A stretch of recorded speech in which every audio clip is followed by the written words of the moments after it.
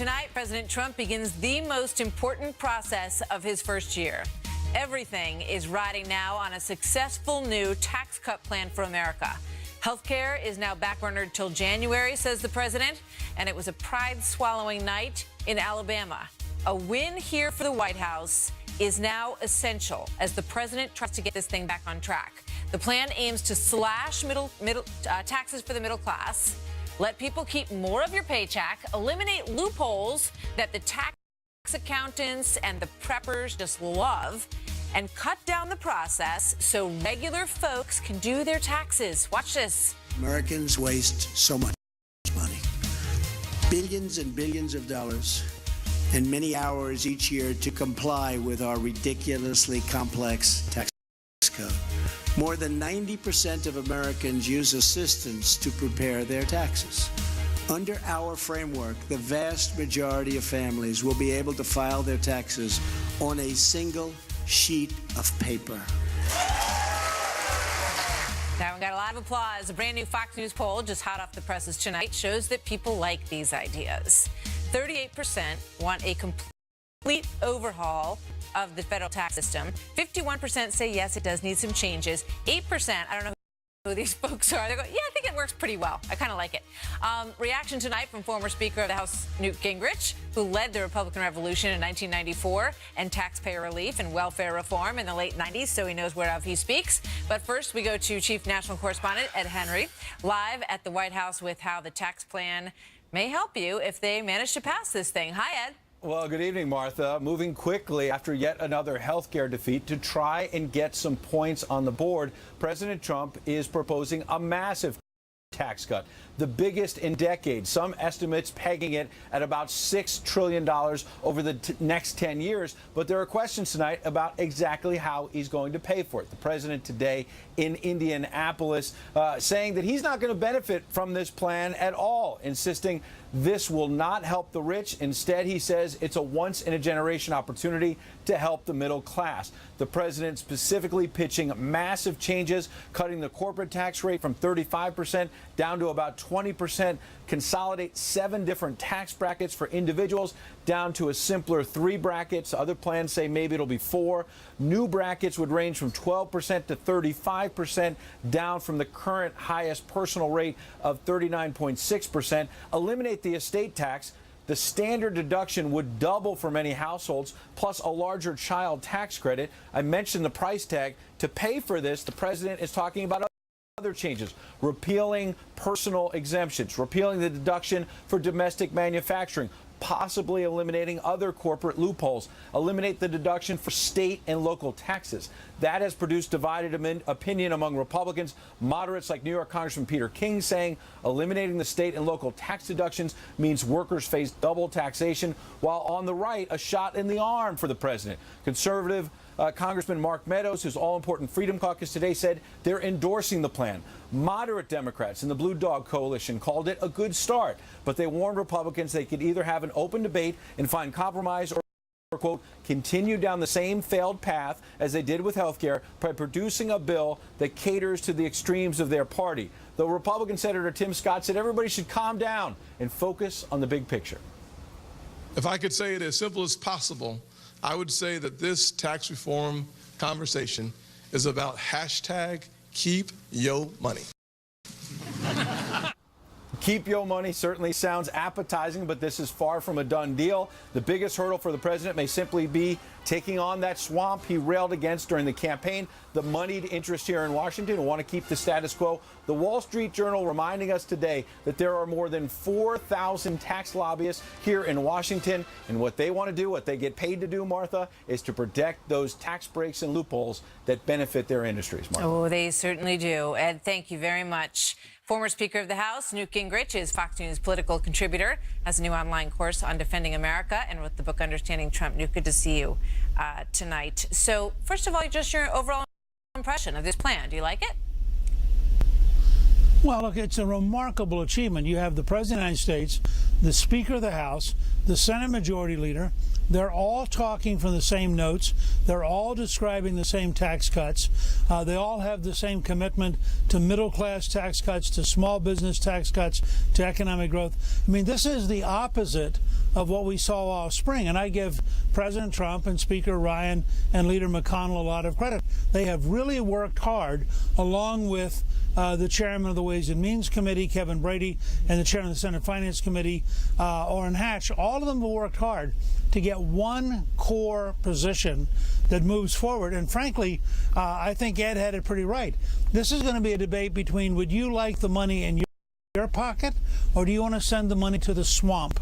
And I think a number of Democrats, when they go back home, are going to discover there's a pretty big majority back home that wants the money in North Dakota or Indiana or Missouri or Montana, to take some states as examples. They don't want the money to go back to the swamp. Yeah, I mean, they're all going to have to sort of sign on so that they're all on the same team, if that's even humanly possible. Last night we did the show from the rooftop in Washington, and I said to a couple of people that were up there with us, what's going on? Every single rooftop, there's a party going on tonight. I said, oh, well, it's lobby night. You know, this is entertain your local lobbyist night. Every rooftop around us, Newt. I mean, these people are not, I'm not kidding. I was like, why weren't we invited? And then I figured out what it was. These people are not going to give in easily. They like how complicated the tax system is. How is that going to work? Well, first of all, you mentioned earlier the 8% who like the current system. I think they probably are all accountants, tax lawyers, and tax preparers. But in addition to that, remember what Ronald Reagan taught us back when I was a very junior member. If you go to the American people, they drown the lobbyists. There may be 4,000 lobbyists in Washington. There are 315 million people in the United States. Yeah. And if the average small business person anywhere in America realizes this is a plan for a 40% reduction in the taxes for a small business, 40% reduction. Now that's real money. Yeah, and that's going to encourage them to yeah, exactly. Hire more people, buy new machinery. You're going to have 100 times. Yeah, let me just say this. You'll have 100 times as many small businesses call the average congressman as you will lobbyists. And the pressure, the more people understand it, the more people are going to be for this tax bill. So Chuck Schumer's upset about what it's going to do to the debt, Newt. He feels like the growth target is just not going to be met. The growth target is 3%. He says, he's very concerned because he really thinks this is going to drive up the national debt. And you laugh. Look, Chuck Schumer trying to worry about the debt is like your favorite alcoholic explaining that the next beer could be a problem. I mean, Chuck Schumer has stood for his entire career for bigger government, more spending, higher debt. Nice try, Chuck. The fact is, the average American is going to face a simple choice.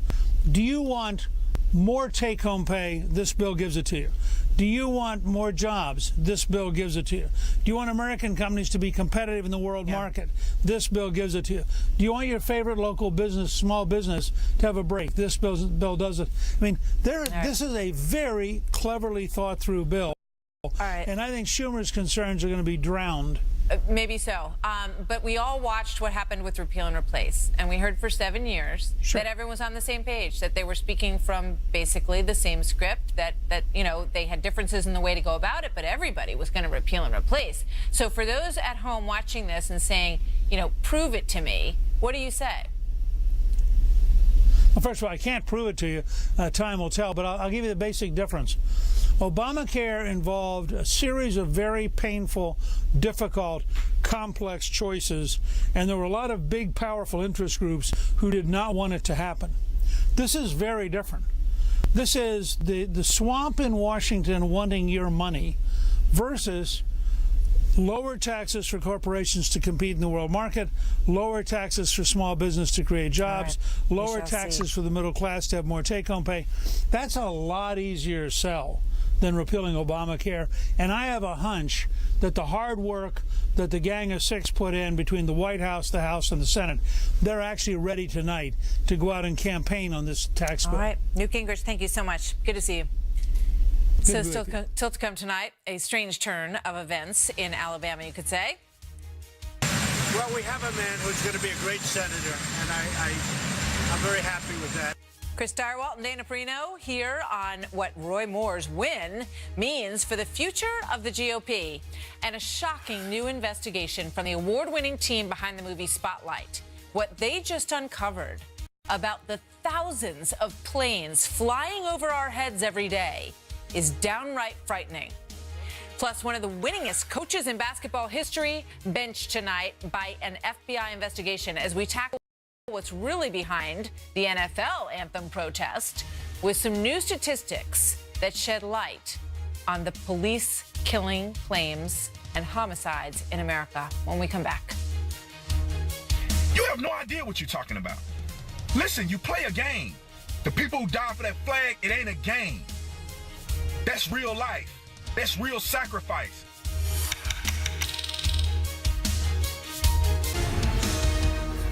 I spoke to him last night. I never met him. I never spoke to him. I'm very happy with him. And I have to say, Luther came a long way from the time I endorsed him, and he ran a good race. But Roy ran a really great race.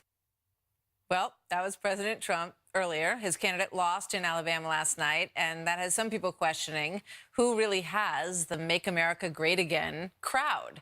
Reports today suggest that the president felt misled by Senator Mitch McConnell on this whole thing, who persuaded him to back the wrong horse, so to speak, in Luther Strange. Roy Moore actually rode his horse to vote, and he has ridden his horse to work over the many years. Moore's win sparking questions about the president's own movement. Commentary's Noah Rothman wrote this: the problem for the right's populist nationalist wing is that the right people is a moving target. Today it's Mitch McConnell. Yesterday it was the media. Tomorrow it might be Donald Trump himself, writes Noah Rothman in Commentary today. Chris Direwalt, we bring in now Fox News digital politics editor, and Dana Perino, co-host of The Five and the host of the new show, The Daily Briefing, at 2 o'clock, which we're all looking forward to. So thanks, you guys. Great to have you both here. Thank you. So, Dana, let me start with you. Your takeaway from what happened last night in Alabama. Well, I think a couple of things. One, these races look like national races in a way because it was the only election happening. It's special, and it's covered all across the news. So there is a temptation for some to say, oh, well, this shows exactly what's going to happen in 2018 all across the country. And yet I think in Alabama there were some very specific things going on. Luther Strange had been appointed by the disgraced outgoing governor, Bentley. That was already sort of a taint. Chris knows exactly what I'm talking about. Look it up, people, if you want to take a look. And Roy Moore was very popular in the state already. So you could say that there was a miscalculation by the Senate Republicans to say, let's re-endorse the incumbent, who was Luther Strange, had only been there for 9 months, because Roy Moore was super popular in Alabama. What was very interesting to me is that I think what this proved is that in a Republican primary, you can run without the support of President Trump. What you cannot do is run against President Trump. And neither Moore nor Strange ever did that. They all said that we're for President Trump. Right? And he didn't even have to endorse. And I think this might be a lesson for the White House as well, is that you don't have to endorse in these primaries. Let them fight it out. And perhaps a lesson for some on health care as well, but that's another story. So, Chris, you say that you think now this sets up a very interesting race in Alabama, given Roy Moore's background. Right. Well, Moore is he is wild, man. He is not afraid to say things that cause trouble for his fellow Republicans. When he talks about whether relations between people of the same gender ought to even be legal, when he says that God's law trumps man's law on issues like this. This is a guy who refused to comply with an order from the United States Supreme Court. Roy Moore is going to be wilder than a peach orchard boar down there, and he's going to cause Republicans heartburn.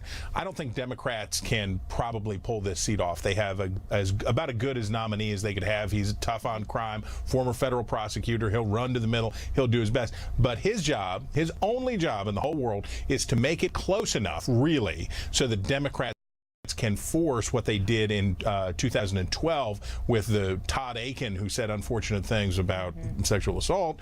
Their only job is to force Roy Moore into the national conversation as much as possible and make Republicans eat it. Exactly. That's going to be very interesting to watch as this thing moves forward. And it certainly wouldn't have been, that kind of issue with Luther Strange. I mean, the stuff about the governor would have been brought up and all that, but this is a whole different ballgame. Well, and it's not like Luther Strange wasn't conservative. Yeah. I mean, this is an interesting thing. When it comes to what you would actually vote on, it would probably be the same. And conservatism seems to be changing from not just what you believe, but how you present yourself. So style points are getting rewarded in some of these races. Yeah.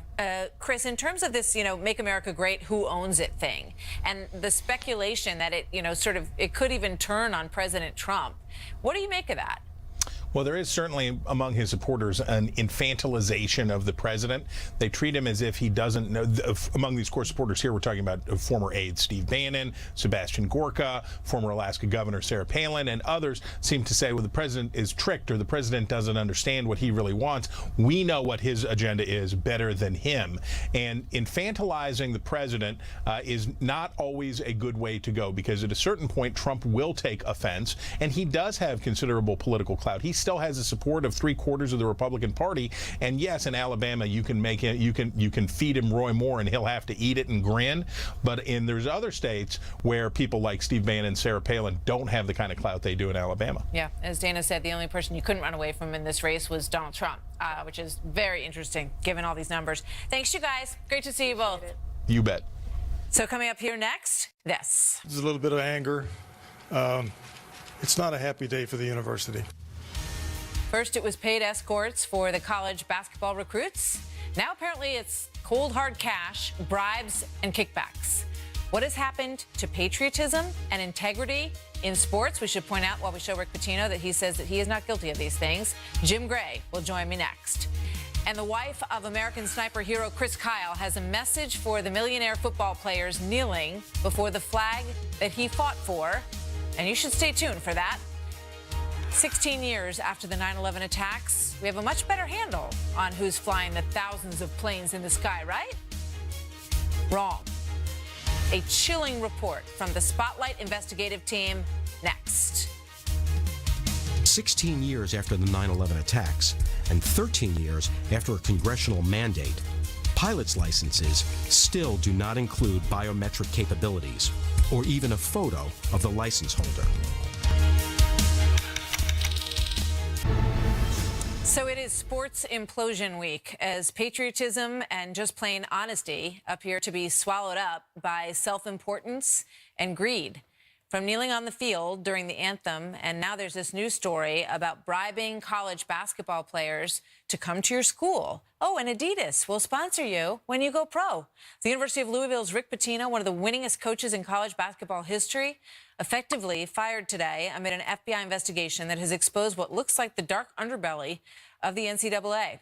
Pitino, along with almost a dozen others, is allegedly part of a web of corruption using thousands of dollars in bribes to influence star athletes' choice of schools, shoe sponsors, agents, even tailors.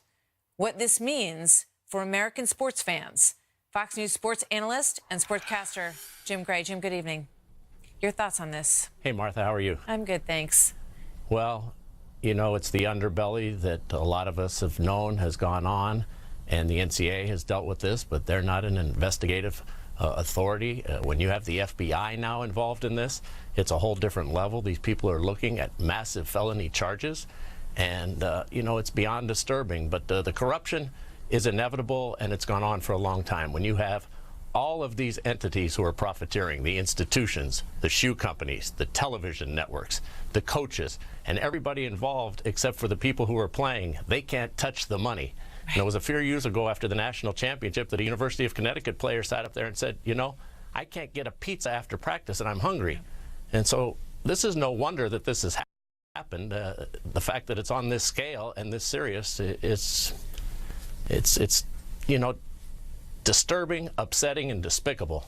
You know, particularly for everybody who loves college basketball and college sports. Absolutely. I love college basketball. And, you know, you look at the sport, you look at why you teach your kids, you know, why you want them to be involved in sports so they learn teamwork and integrity and honesty and, you know, putting other people before yourself out there, all of those good things. And as you point out, the double standard where everybody's sort of, you know, taking something off the top from these talented young people and they get left with not a whole lot. That's sort of a whole another discussion. But, you know, the stories in here of parents being sort of accosted by these middle folks who sit down next to them and say, gee, we could take care of your kid.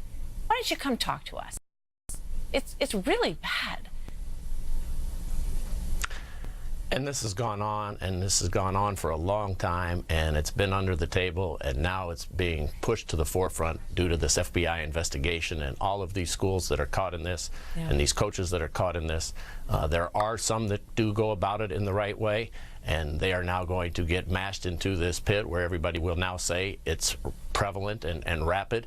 And it's just like the steroid era in baseball. The guys who are doing it right are going to get totally overblown and just run over by those who have committed wrongs. And the wrongs are great, and they need to clean it up, and it's going to be a very difficult process to do it. Well, those who are running good programs should rise to the top.